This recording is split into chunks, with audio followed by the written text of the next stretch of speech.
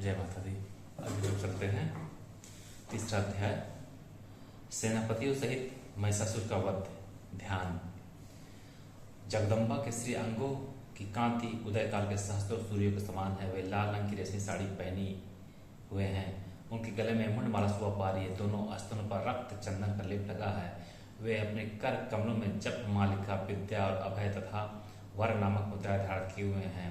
3 नेत्रों से सुशोभित मुखारविंद की बड़ी शोभा हो रही है। उनके मस्तक पर चंद्रमा के साथ ही रत्न में मुकुट बंधा है तथा वे कमल के आसन पर विराजमान है। ऐसी देवी को मैं भक्ति पूर्वक प्रणाम करता हूँ।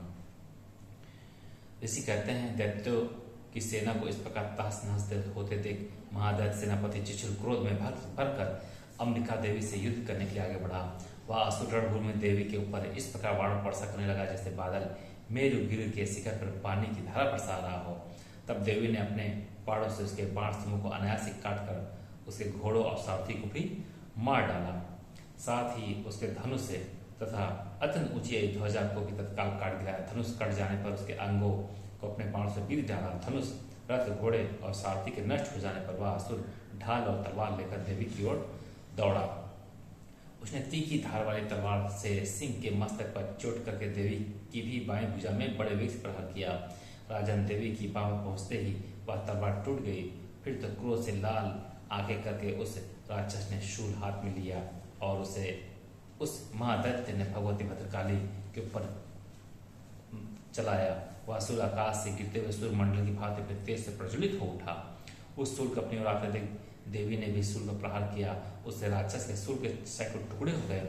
साथ ही महादैत्य चिचुर की भी दज्जियां उड़ गईं और प्राणों से हाथ धो बैठा। महिषासुर के सेनापति उस पराक्रमी चिचुर के मारे जाने पर देवताओं को पीड़ा देने वाला चामर हाथी पर चढ़कर आया। उसने भी देवी के ऊपर सख्त प्रहार किया, किंतु जगदम्बा ने उसे अपने हुंकार से ही आहत एवं निष्प्रभ करके तत्काल पृथ्वी पर गिरा दिया। शक्ति टूटकर गिरी हुई देख चामर को बड़ा क्रोध हुआ। अब उसने शूल चढ़ाया, किंतु देवी ने उसे भी अपने बाणों द्वारा काट डाला। इतने भी देवी का सिंह उछलकर हाथी के मस्तक पर चढ़ बैठा और उस दैत्य के साथ खूब जोर लगाकर महाबाह युद्ध करने लगा। वे दोनों लड़ते लड़ते हाथी से पृथ्वी पर आ गए। क्रोध में भरकर एक दूसरे बड़े भयंकर प्रहार करते हुए लड़ने लगे। तदंतर सिंह बड़े वेग से आकाश पर उछला और उधर से गिरते समय उसने पंजों की मार से चामर का सिर धड़ से अलग कर दिया। इसी प्रकार उदग्र भी शिला व वृक्ष आदि की मार खाकर रणभूमि देवी के हाथ से मारा गया तथा कराल भी दांतों, मुख और थप्पड़ों की चोट से धराशायी हो गया। क्रोध में भरी हुई देवी ने गदा की चोट से उदक का कचुमन निकाल डाला। भिंदीपाल से वास्कल को तथा बाणों से ताम्र और अंधक को मौत के घाट उतार दिया। 3 नेत्र वाली परमेश्वरी ने त्रिशूल से उग्रास से उग्रवीरी तथा महाहनु नामक दैत्य को मार डाला। तलवार की चोट से बिडाल के मस्तक को धड़ से काट दिया गया। दुर्धुर और दुर्मुख इन दोनों को भी अपने बाणों से हम लोग भेज दिया। इस प्रकार अपनी सेना का सहारा होता देख महिषासुर ने भय से करो धारण करके देवी के गढ़ों को त्रासना देना आरंभ किया। किन्हीं को थूथू से मारकर, किन्हीं को पखुरों को बहा करके, किन्हीं को पूछ से चोट पहुंचाकर, कुछ को सिंगों से विदित करके, कुछ गढ़ों को वेग से, किन्हीं को सिंहनाद से, कुछ को चक्कर देकर, अब कितनों को निश्वास वायु के झोंके से धराशायी कर दिया। इस प्रकार गढ़ों की सेना को गिराकर वासुर महादेवी के सिंह को मारने के लिए झपटा। इससे जगदम्बा को बड़ा क्रोध हुआ। उधर महाप्रतिम महिषासुर के क्रोध में प्रकर धरती को खुर से खोदने लगा तथा अपने सिंगों से ऊंचे पर्वतों को उठाकर फेंकने और गरजने लगा। उसके वेग से चक्कर देने के कारण पृथ्वी क्षुब्ध होकर फटने लगी। उसकी पूंछ से टकराकर समुद्र जब सब ओर से धरती को डुबोने लगा। हिलते हुए सिंहों के आघात से विदीर्ण होकर बादलों के टुकड़े टुकड़े हो गए। उसके श्वास की प्रचंड वायु के वेग से उड़े हुए सैकड़ों पर्वत आकाश से गिरने लगे। इस प्रकार क्रोध में भरे हुए उस महादैत्य को अपनी ओर आते देख चंडिका ने उसका वध करने के लिए महान क्रोध किया। उन्होंने पास लेकर उस महान असुर को बांध लिया। उस महासंग्राम बंध जाने पर उसने भय से कर त्याग दिया और तत्काल सिंह के रूप में प्रकट हो गया। उस अवस्था में जगदम्बा ज्यों उसका मस्तक काटने के लिए उद्यत हुई, त्यों ही वह खड़गधारी पुरुष के रूप में दिखाई देने लगा। तब देवी ने तुरंत बाणों को प्रसन्न करके ढाल और तलवार के साथ उस पुरुष को भी बींध डाला। इतने में वो महान राज गजराज के रूप में प्रणित हो गया तथा अपने सूर से देवी के विशाल सिंह को खींचने और कसने लगा। खींचते समय देवी ने तलवार से सूर काट डाली।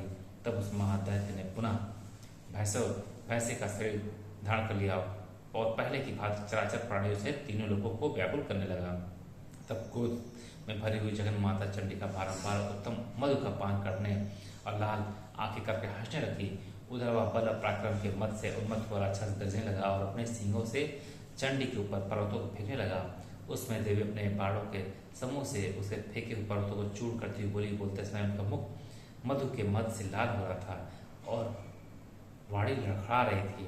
देवी ने कहा, ओ मूढ़, मैं जब तक मधु पीती हूँ तब तक तू क्षण भर के लिए खूब गरज ले। मेरे हाथ से यही तेरी मृत्यु हो जाने पर अब शीघ्र ही देवता भी गरजने लगेंगे। ऋषि कहते हैं, यूं कहकर देवी उछली और उस महादेव के ऊपर चढ़ गई। फिर अपने पैर से उसे दबाकर उन्होंने सूल से उसके कंठ में आघात किया। उनके पैर से दबा होने पर भी महिषासुर अपने मुख से दूसरे रूप में बाहर होने लगा। अभी आधे शरीर से बाहर निकलने पाया था कि देवी ने अपने प्रभाव से रोक दिया। आधा निकला होने पर भी वह महादेव देवी से युद्ध करने लगा। तब देवी ने बहुत बड़ी तलवार से उसका मस्तक काट गिराया। फिर तो हाहाकार करते हुए देवताओं की सारी सेना भाग गई तथा संपूर्ण देवता अत्यंत प्रसन्न हो गए। देवताओं ने दिव्य महर्षियों के साथ दुर्गा देवी का स्तवन किया। गंधर्वराज गाने लगे तथा अप्सराएं नृत्य करने लगी। महिषासुर का वध यह हो चुका। हर हर महादेव, हर हर